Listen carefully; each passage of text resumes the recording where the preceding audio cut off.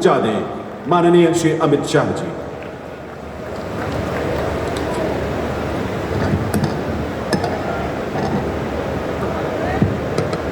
मेरे साथ बोलिए, भारत माता की।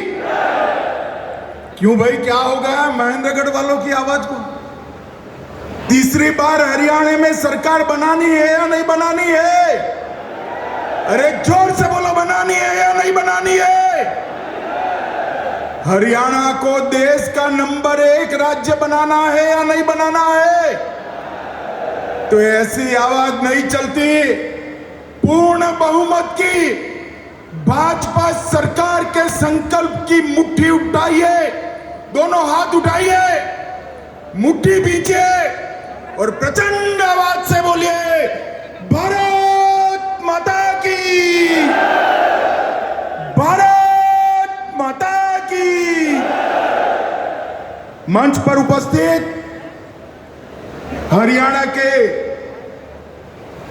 पिछड़े समाज से, गरीब घर से आए हुए हमारे लोकप्रिय मुख्यमंत्री श्रीमान नायब सिंह सैनी जी, हमारे प्रदेश अध्यक्ष महोदय मोहनलाल जी, केंद्रीय मंत्री भाई धर्मेंद्र प्रधान जी, आज अहिरवार में आया हूं और यहीं से गुड़गांव तक का पूरा पट्टा का नेतृत्व करने वाले हमारे केंद्रीय मंत्री राव इंद्रजीत सिंह जी, श्री कृष्णपाल गुर्जर जी, यहाँ के ही धरती पुत्र श्रीमान रामविलास शर्मा जी, कैप्टन अभिमन्यु जी, श्रीमान धनखड़ जी, विधानसभा के अध्यक्ष श्री ज्ञानचंद गुप्ता जी, हमारे प्रभारी सतीश पुनिया, सहप्रभारी श्री सुरेंद्र नागर, यहाँ के लोकप्रिय सांसद जिनको हमेशा आपका जीत का आशीर्वाद मिला है, धर्मवीर जी जरा खड़े हो जाइए, एक बार आगे आइए, जोर से ताली बजाइए धर्मवीर जी के लिए। श्री रणबीर सिंह जी, उपस्थित सभी मंत्रीगण, सांसदगण, विधायकगण और आज जिनके दर्शन करने के लिए मैं आया हूं, ये हरियाणा के मेरे प्यारे ओबीसी समाज के भाइयों बहनों, आप सभी को मेरा नमस्कार, प्रणाम। भाइयों और बहनों, आज मैं हरियाणा में आया हूं। हरियाणा की भूमि 3 चीजों के लिए, कश्मीर से कन्याकुमारी और कामाख्या से द्वारिका तक का पूरा देश याद करता है। सबसे पहला, यहां की माताओं ने अपने इतने लाल सेना में भेजे हैं। मैं आज जिस भूमि पर हूं, इस भूमि की माताओं ने सबसे ज्यादा अनुपात में अगर सेना में जवान भेजने का काम किया है तो मेरे हरियाणा की माताओं ने किया है। खेल के मैदानों में देश जब तालिका देखता है तो मेडल तो हरियाणा भारत के नाम पे आते हैं, मगर इसके नीचे जाते हैं तो भारत को जो 10 मेडल मिलते हैं उसमें से 7 मेडल मेरा हरियाणा का धाकड़ लेकर आता है। और तीसरा, देश अन्न के क्षेत्र में आत्मनिर्भर नहीं था। जब देश ने ललकार लगाई कि हमारा अन्न हम खुद पैदा करेंगे, तो देश के अन्न के भंडार भरने वाला मेरा हरियाणा का ही किसान था। ये तीनों चीजों के लिए पूरा देश हरियाणा को याद भी करता है, प्रणाम भी करता है। मैं महान स्वतंत्रता सेनानी राव तुलाराम जी को प्रणाम करता हूं, जिन्होंने अंग्रेजों के नाक में दम कर दिया था। और मैं पूरे हरियाणा की जनता को भी प्रणाम करता हूं। 2014, 2019 और दोनों विधानसभाओं ने आपने कमल पर आपका आशीर्वाद दिया, 24 में भी कमल पर आशीर्वाद दिया, अब विधानसभा चुनाव में भी आप आशीर्वाद दोगे, इसका मुझे पूरा विश्वास है। भाई और बहनों, आज नायब सिंह जी ने ये बीसी सम्मेलन में, ओबीसी सम्मेलन में, पिछड़ा वर्ग के सम्मेलन में हमेशा हरियाणा के पिछड़ा वर्ग ने भाजपा को आशीर्वाद दिया है। अब भाजपा का भाई एक कर्तव्य बनता है, जो कुछ किया है उससे ज्यादा कर कर हम आपके पास आए। नायब सिंह जी की कैबिनेट ने 3 निर्णय करे हैं। सबसे पहला निर्णय, क्रीमी लेयर की सीमा 6 लाख से बढ़ाकर 8 लाख करने का निर्णय नायब सिंह सैनी भाजपा सरकार ने किया है। इसके साथ साथ 8 लाख गिनने में तनख्वाह भी नहीं गिनी जाएगी और कृषि की आय भी नहीं गिनी जाएगी। अब हर बच्चे को ओबीसी का फायदा मिलेगा। अब तक पंचायतों में जो रिजर्वेशन था उसको भी बदलने का फैसला किया है। पंचायत में 8% रिजर्वेशन ग्रुप ए के लिए था, उसके साथ 5% रिजर्वेशन ग्रुप बी के लिए भी आज से शुरू हो जाएगा। इससे बहुत बड़े हरियाणा की जनता को ये आरक्षण का फायदा मिलेगा। रिजर्वेशन म्युनिसिपल कॉरपोरेशन में भी 5% ग्रुप बी के लिए शुरू होगा, 8% जस का 10 रहेगा और ग्रुप बी का रिजर्वेशन 5% ज्यादा मिलेगा। भाइयों बहनों, ये तीनों जो निर्णय है वो प्रधानमंत्री नरेंद्र मोदी की नीति को लागू करने वाले हैं। 2014 में नरेंद्र मोदी जी ने जब पार्लियामेंट के अंदर पहली बार संसद के नाते पग पैर रखा और देश के प्रधानमंत्री बने, पूरे देश के सामने भाषण किया था, मेरी ये सरकार दलितों की सरकार है, गरीबों की सरकार है और मेरी ये सरकार पिछड़ों की सरकार है और देश को पहला सशक्त बीसी प्रधानमंत्री देने का काम भारतीय जनता पार्टी ने किया।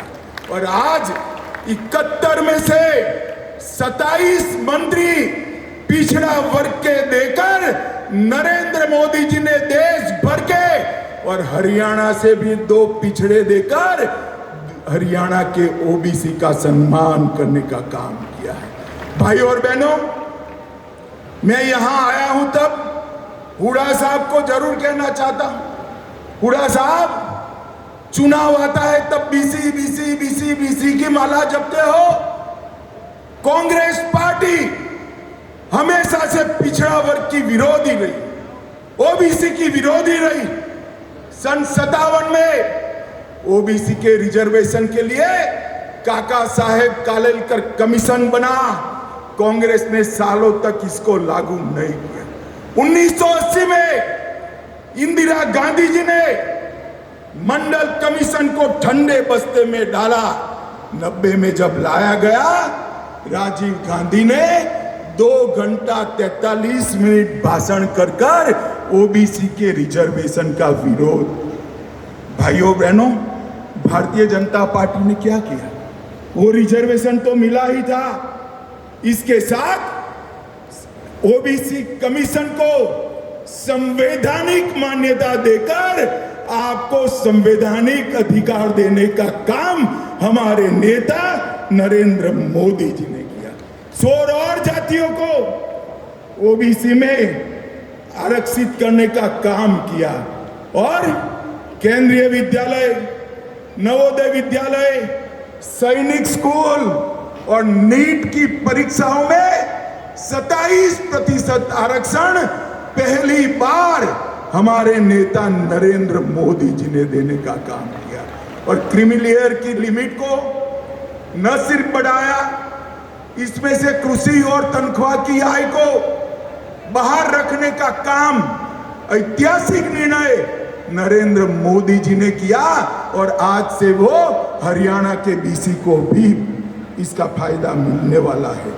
भाई और बहनों, हरियाणा में भी पिछड़े वर्ग के कल्याण की कई योजनाएं हुई हैं। सैनी जी ने वो बताया है, मैं डिटेल जाना नहीं चाहता, परंतु मित्रों मैं इतना ही कहना चाहता हूं कि हमने हरियाणा में एक बीसी के बेटे को गरीब घर से, नायब सिंह जी खड़े हो जाइए, जोर से ताली बजाइए नायब सिंह जी के लिए।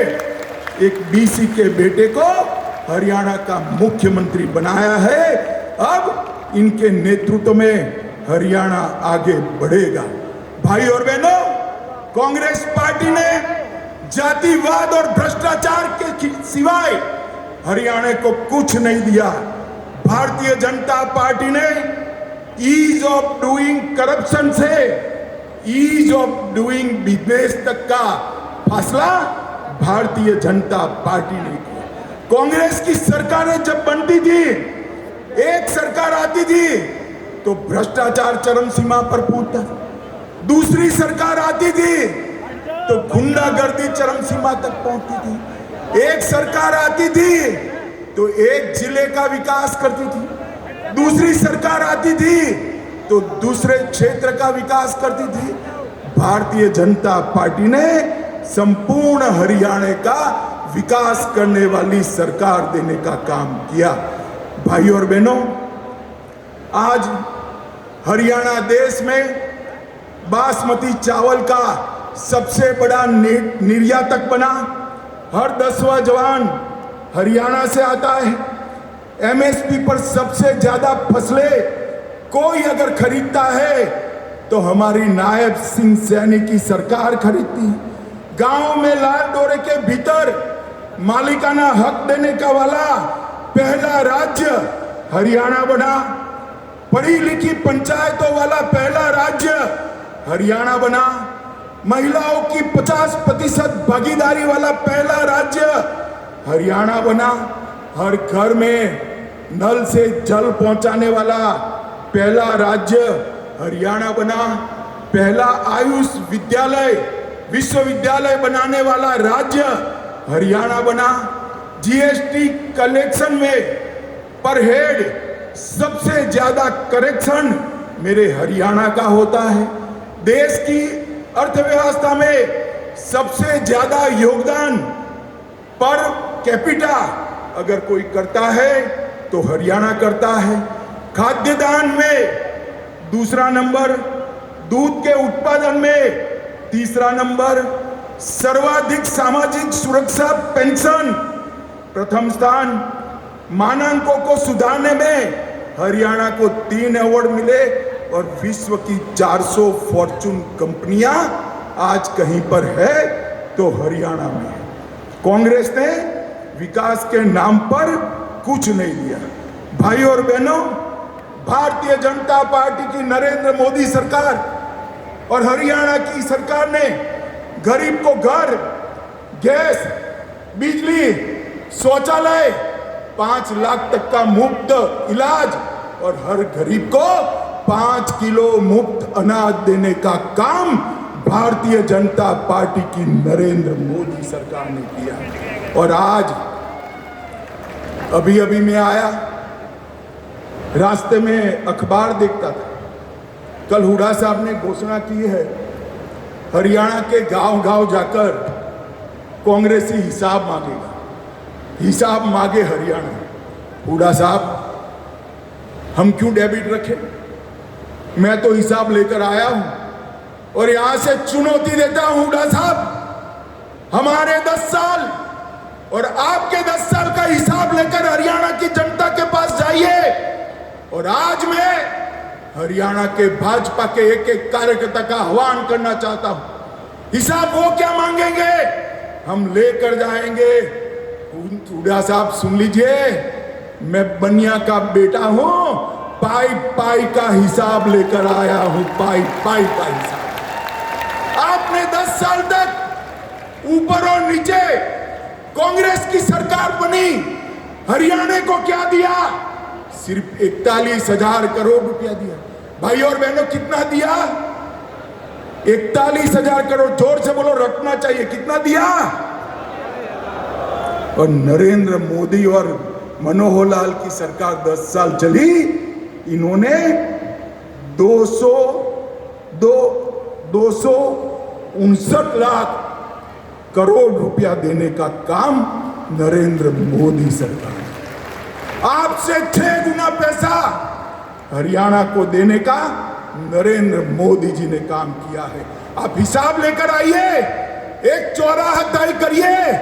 हमारे मुख्यमंत्री को आने की जरूरत नहीं है, हमारा युवा मोर्चा का प्रदेश अध्यक्ष आकर आपसे 2-2 हाथ करने के लिए तैयार है। आप क्या हिसाब मांगे?